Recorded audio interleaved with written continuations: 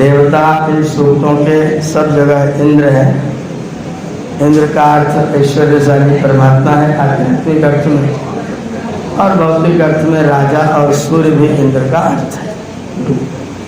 भौतिक अर्थ में सूर्य भी इंद्र है, भौतिक अर्थ में राजा भी इंद्र है, और आध्यात्मिक अर्थ में ईश्वर इंद्र है, परमात्मा इंद्र है। ऋषि दयानंद ने वेदभाष्य करते हुए लिखा है कि प्रत्येक मंत्र के दो अर्थ होते हैं। प्रत्येक मंत्र के दो अर्थ, एक भौतिक अर्थ होता है, एक आध्यात्मिक अर्थ होता है। आचार्य सायण ने एक और अर्थ कहा है कि यज्ञपरक अर्थ होता है। स्वामी जी ने यज्ञपरक अर्थ को भौतिक अर्थ में समाहित किया, और सायण कहते हैं कि अर्थ तीन प्रकार का होता है, यज्ञ वाला अर्थ होता है। और उन्होंने किसी भी मंत्र का तीन प्रकार का दिखाया नहीं, किया सबका यज्ञ वाला अर्थ। कहा आध्यात्मिक है, लेकिन अर्थ दिखाया है यज्ञ वाला, और घोषणा कर दिया वेदा ही यज्ञार्थमभिप्रवृत्ता, वेद यज्ञ के लिए ही बने, वेद यज्ञ के लिए बने। तो उनकी घोषणा है कि वेद यज्ञ के लिए बने हैं, लेकिन महर्षि की घोषणा है वेद सब सत्य विद्याओं की पुस्तक, सब सत्य विद्याएं वेदों में भरी हुई। स्वामी जी कहते हैं वेद सब सत्य विद्याओं का पुस्तक है, और वो कहते हैं वेद खाली यज्ञ के लिए बना है। तो दोनों बातों में अंतर है। सायण कहते हैं कि मंत्रों का अर्थ यज्ञपरक होता है, आध्यात्मिक होता है, व्यवहारिक होता है। तीनों प्रकार का स्वीकार किया, लेकिन किसी भी मंत्र का तीनों प्रकार का नहीं किया। स्वामी जी ने दो प्रकार का कहा, लेकिन अग्निमीडे के ही 9 अर्थ किए, क्योंकि व्यावहारिक अर्थ में एक एक शब्द अनेक अनेक विषयों को कहता है। एक शब्द अनेक अर्थों को कहने वाला भी होता है। जैसे जिस गुण के आधार पर हम किसी शब्द को उच्चारण करते हैं, जिस गुण को लेकर किसी का नाम रखते हैं, वैसा गुण अगर किसी दूसरे पदार्थ में हो तो उसका भी वो वाला नाम हो जाता है। जैसे अश्वा है, अश्वा माने क्या है? सब लोग जानते हैं अश्व माने घोड़ा, लेकिन अश्व को घोड़ा कहा क्यों गया? घोड़े को अश्व नाम क्यों दिया गया? कारण क्या है? यदश्नोति, यद अश्नोति, जो जल्दी से स्थान पर पहुंच जाता है। दूसरा कारण है अश्नुते अध्वानम, रास्ते को ठीक से तय करता है। तीसरा कारण है, तीसरा भी कारण है आ माने नहीं, श्वा माने कल, जो कल पर कोई काम नहीं छोड़ता है।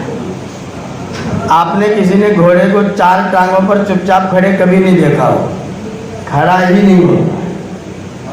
3 बराबर रखता है, 1 उठा के रखता है। 1 उठा के रखेगा, 3 बराबर रखेगा।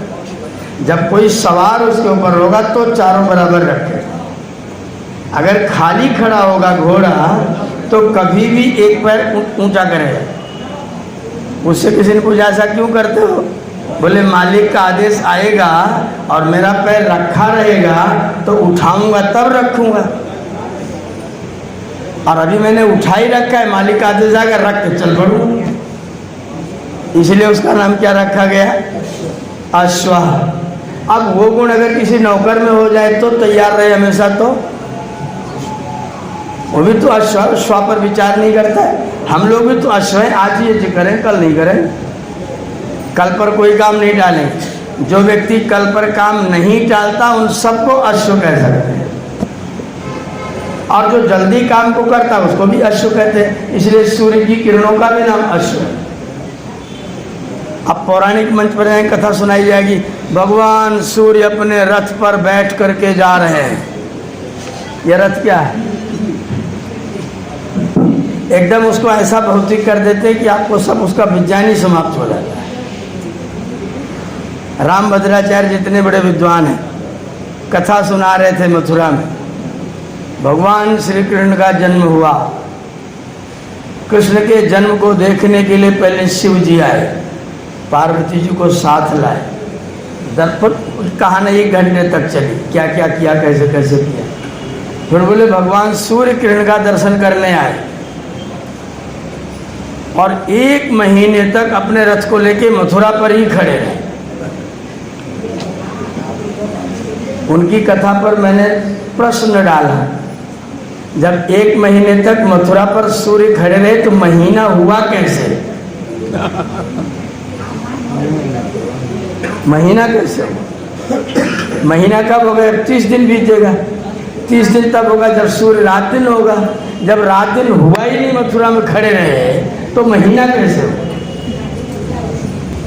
आज तक कोई जवाब नहीं है। सूर्य रथ लेके खड़े हो जाएंगे तो महीना कैसे बदलेगा, दिन कैसे बदलेगा? चल रहा है कथा में। अश्व सूर्य का नाम है क्योंकि अश्नुते, उसकी किरणें जल्दी से धरती पर पहुंचती हैं और रोज की रोज पहुंचती हैं। वो अपनी किरणों से धरती पर व्याप्त होता है, इसलिए सूर्य का नाम भी वेद में अश्व है। उसको भी अश्व कहा गया। और उसकी जो किरणें हैं ना, वो घोड़े की लगाम है। सूरज है, अब घोड़े की सारी लगाम, 4 घोड़े 5 घोड़े एक रथ में जुड़े हैं, तो सारी लगाम किसके हाथ में होगी? सारथी के। तो लगाम हाथ में होगी, इधर सब बिखरी हुई होगी। सूरज की किरणें कैसी हैं? सूरज यहाँ गोल गोल है, यहाँ से किरणें ऐसे ऐसे बिखरी हुई हैं। जैसे सारथी के हाथ में लगाम है, लगाम की रश्मियां हैं, डोरियां हैं, वैसे सूर्य की रश्मियां हैं। कालो अश्व बहत सप्त रश्मि, वेद का ही मंत्र, इसी वेद में मंत्र है कालो अश्व। टाइम का नाम है घोड़ा। अब क्यों है अश्व नाम? क्योंकि अश्व व्याप्त होता है, तो जो व्याप्त होता है वो काल भी अश्व है। उसकी भी 7 किरणें हैं। कौन कौन सी? रवि सोम मंगल बुध बृहस्पति शुक्र और शनि। कालो अश्व भाति सप्त रश्मि, उसकी 7 रश्मियां, 7 लगाम वाला काल रूपी घोड़ा हमेशा चलता रहता है। जो उसको आगे से पकड़ लेता है उसको मिल जाता है, जो उसके पीछे से पकड़ता है उसको कभी नहीं मिलता है। समय का चित्र बनाया जाता है तो उसके बाल ऐसे आगे लटका दिए जाते, पीछे से गंजा कर दिया जाता। ये क्यों किया? बोले आगे से पकड़ लोगे तो आ जाएगा, अगर सरक गया तो लौट के आने वाला। एक क्षण जो व्यतीत हो गया वो जिंदगी में फिर कभी, इस जीवन में फिर कभी लौट के आने वाला नहीं, वो हमेशा भूतकाल ही रहेगा, उसकी वर्तमानता कभी होने वाली नहीं है। इसलिए वो काल रूपी अश्व है। तो वेद के जो शब्द हैं व्यापक अर्थ को कहते हैं, व्यावहारिक और आध्यात्मिक ये तो मंत्र अर्थ तो हर मंत्र के होते हैं। समिधा अग्निम दुवस्यत, समिधा, समिधा तृतीया का एक वचन है। समिधा के द्वारा अग्नि को जलाओ, समिधा के द्वारा अग्नि को जलाओ, ये कैसा अर्थ है? भौतिक अर्थ है। आत्मा को समिधा बना करके ईश्वर के भक्ति दीप को प्रज्वलित करो। अब अर्थ क्या हो गया? बदल गया। वहाँ समिधा लकड़ी था, अग्नि भौतिक था, यहाँ आत्मा समिधा है, ईश्वर अग्नि है। सिमिलरिटी क्या है? समानता क्या है? अग्नि में समिधा पड़ेगी तो जो अग्नि का गुण है वो हो जाएगा समिधा का। ऐसी आत्मा आज परमात्मा को समर्पित होगा तो जो परमात्मा के गुण हैं वो आत्मा के अंदर भी आएंगे। जीवात्मा दयालु होगा, जीवात्मा न्यायकारी होगा, जीवात्मा धैर्यशाली होगा, जीवात्मा ज्ञान वाला होगा, जो ईश्वर की उपासना करेगा। जैसे समिधा अग्नि में पड़ के अपना रूप रंग बदल देती है, वैसे जीवात्मा भक्ति रूपी अग्नि में पड़ के अपना रूप रंग बदल देता है। ये दोनों में समानता है। तो आध्यात्मिक अर्थ भी होगा, भौतिक अर्थ भी होगा, दो अर्थ हर मंत्र के होंगे। ये महर्षि का कथन, महर्षि का सिद्धांत है। कोई भी मंत्र उठे, विश्वान देव सवितर दुरितानि परासु, हे भगवान हमारे समस्त दुर्गुणों को दूर कर दीजिए, ये प्रार्थना है। ठीक है ना? अब आप बैठे, आपका कपड़ा बहुत गंदा है, साबुन उठाया, साबुन को कहा देव विश्वानि दुरितानि परासु, सब मैल धो के खत्म कर। हे डॉक्टर साहब, मेरा जो गंदा नासूर हो गया है, दुरितानि परासु, ऑपरेशन करके इसे फेंक। यद भद्रम तन्न आसुआ, और जो कल्याणकारी दवाइयाँ मुझे दे। ये भौतिक अर्थ हो गए।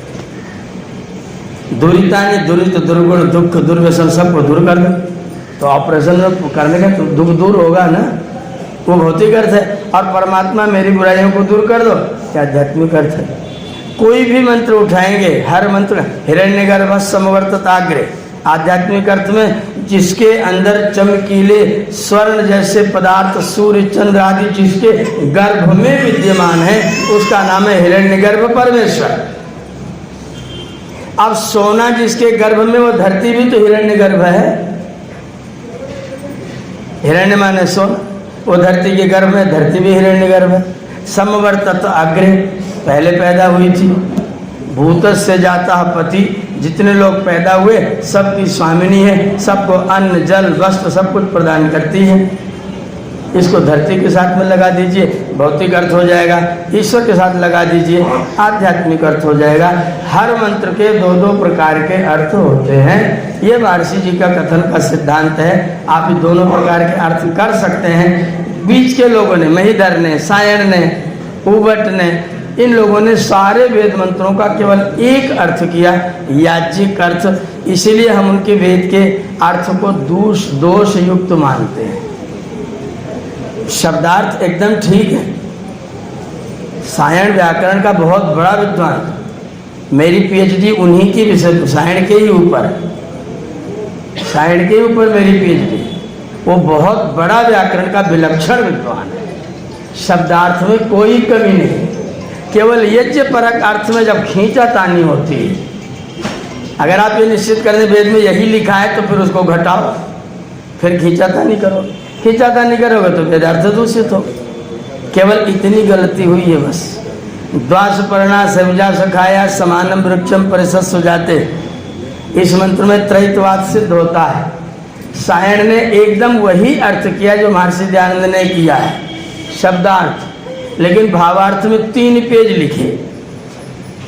अब तो भावार्थ बड़ा होता है कि शब्दार्थ बड़ा होता है? भावार्थ बड़ा कि शब्दार्थ बड़ा? भावार्थ छोटा सा होता है, शब्दार्थ बड़ा सा होता है। शब्द के अर्थ को बड़ा करते, भाव उसका छोटा सा, इतना भाव है बस। भगवान मेरे दुर्गुण को दूर कर दो और अच्छाइयों को ला दो, इतना ही तो भाव है मंत्र। भावार्थ छोटा, शब्दार्थ बड़ा, और सायण का शब्दार्थ आधे पन्ने का और भावार्थ 3 पन्ने का। इसका मतलब कहीं की घपला हो रहा है, खींचाता नहीं हो रही। और मंत्र का शब्दार्थ ठीक करने के बाद इस मंत्र में अद्वैतवाद सिद्ध किया। त्रैतवाद को बदल के अद्वैत में लगा दिया, शंकराचार्य जी का अद्वैत खड़ा कर दिया। इसी मंत्र में अद्वैत लगाया, खींचातानी की पूरा टाइम लगाता रहा। सायण ने अपनी भूमिका लिखी, और भूमिका में क्या लिखा? वेद यज्ञ के लिए बने हैं, वेद यज्ञ में ही पढ़े जाने चाहिए, स्त्री के बिना यज्ञ नहीं करना चाहिए, और स्त्री हो तो वेद नहीं पढ़ना चाहिए।